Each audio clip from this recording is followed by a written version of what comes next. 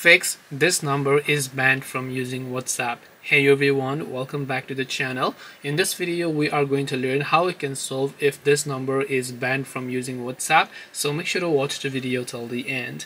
Now if you open up WhatsApp over here and then you've been trying to log in using your account, but then it gives you a pop-up that says fix if this number has been banned or your number has been banned. Now there are a couple of reasons as to why this could happen. You could be using unofficial third-party WhatsApp APKs, mods or something like that, or you might have been spamming, or your account might have gotten too many reports from users, which is why WhatsApp had to take a legal action.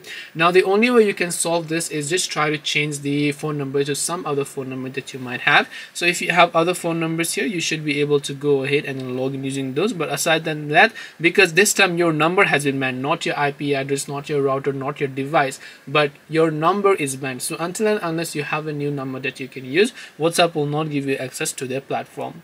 Hope this video helped you. If you have any questions, feel free to leave them down below. Thank you for watching till the end of this tutorial, and see you soon in the next video.